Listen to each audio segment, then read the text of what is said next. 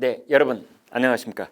잠시 광고 방송 말씀 올리겠습니다. 그동안 김광일의 입은 2년 반 동안 유튜브 방송을 해오면서 애청자 여러분의 분에 넘치는 성원을 받았습니다.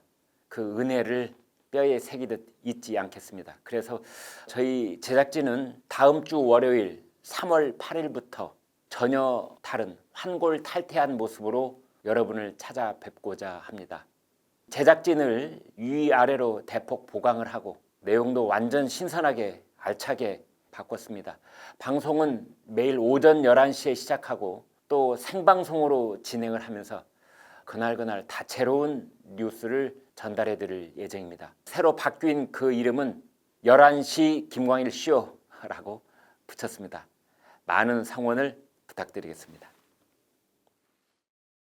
어제 아침 국민일보 특종 보도 이후에 어제 석간 문화일보 그리고 오늘 아침 조간신문 대부분은 윤석열 검찰총장 인터뷰 내용을 대서특필하고 있습니다.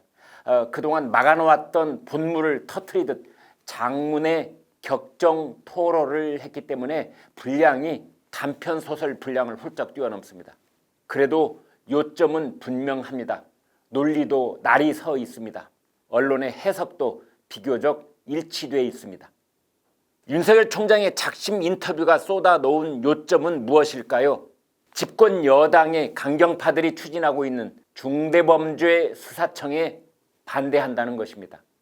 다시 말해서 수사, 기소 두 가지를 분리하는 것에 반대한다는 것입니다. 반대하는 이유는 검찰 조직의 이익을 위해서가 아니라 국민 권익을 보호하기 위해서라는 것입니다. 여러분의 기억을 되살려 드리기 위해서 먼저 검경 수사권 조정부터 말씀드리겠습니다. 이것은 작년 10월 관련 법안들이 공포됐고 올해 1월 1일부터 시행에 들어갔습니다. 한마디로 검찰이 그동안 갖고 있었던 중요 권한을 빼앗아 경찰에 넘겨준 것이라고 보면 됩니다. 검찰은 몇몇 예외적인 경우를 빼고는 경찰에 대한 수사 지휘권을 가질 수 없게 됐습니다.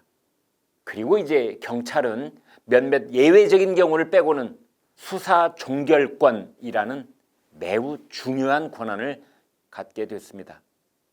또 이 검경 수사권 조정으로 검찰이 할 수 있는 직접 수사 범위는 6가지 범죄로 축소가 됐습니다. 부패범죄, 경제범죄, 공직자범죄, 선거범죄, 방위사업범죄, 대형 참사범죄 이렇게 6가지입니다. 이것이 바로 검경 수사권 조정입니다. 그런데 집권 여당은 여기서 그치지 않고 검찰개혁 시즌2 그것을 밀어붙이고 있습니다. 여당은 이번에 이 6대 범죄 수사권마저 검찰 손에서 빼앗아서 법무부 산하 중대범죄수사청에 넘기겠다는 것입니다. 그래서 어떤 언론은 이것을 검수완박, 즉 검찰 수사권의 완전 박탈이라고 하는 것입니다. 그러면 검사는 뭐 하라는 것이냐? 네, 그것은 이제 앞으로는 재판장에 나가서 변호사와 다툼을 벌이는 공판검사 역할만 하라는 것이지요. 여기서 오해하지 말아야 할 것은 윤석열 총장이 공판검사로서의 역할을 낮추어 보는 것이 절대 아닙니다.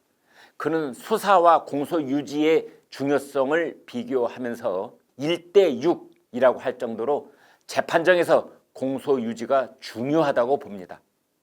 그러면서 이제 수사를 하지 않고는 공소 유지가 힘들다는 주장을 20여 년에 걸친 오랜 경험을 바탕으로 말하고 있는 것입니다. 재판에 참여해서 피고 측 변호사의 회피 논리를 부술 줄도 알아야 하고 판사를 설득할 줄도 알아야 그것을 토대로 그런 공방을 벌였던 경험이 쌓여서 제대로 된 수사도 할 수 있고 공소유지도 할 수 있다는 것입니다. 그런 경험이 없다면 가벌성이 없거나 법원에서 유죄 판결을 받기 어려운 사건까지 불필요하게 수사하게 되는데 그것이 바로 인권 침해라고 했습니다.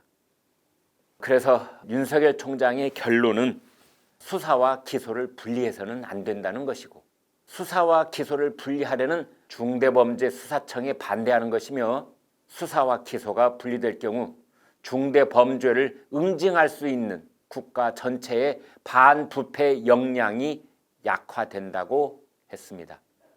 중대 범죄자들, 즉 사회적 강자, 즉 정치 권력과 자본 권력을 가진 자들의 부정부패를 뿌리 뽑지 못하게 되는 것이며 그 피해는 국민에게 돌아간다는 것입니다.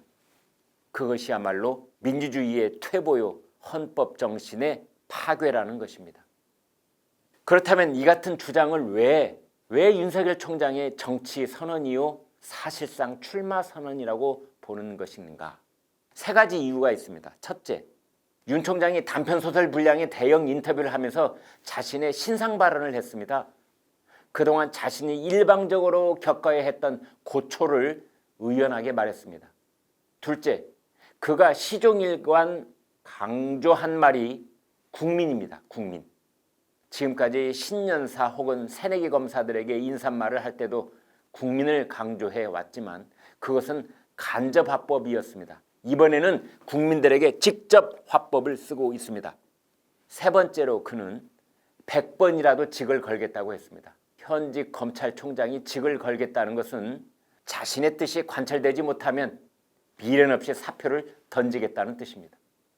요약하자면 윤 총장은 이렇게 말했습니다. 고초를 겪었다. 그러나 국민만 바라보겠다. 때가 되면 사표를 던지겠다.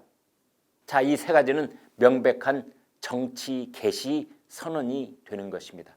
그리고 지난 1년 동안 실시된 모든 여론조사에서 윤석열 총장은 야권의 대통령 후보군 중에서 압도적인 선두주자 자리를 지키고 있었기 때문에 사실상 본격적인 대권 후보로서 활동을 시작한 것이라고도 볼 수 있는 것입니다. 윤석열 총장의 인터뷰는 이 사실상 대선 출마 기자회견문처럼 보이는 대목도 있습니다.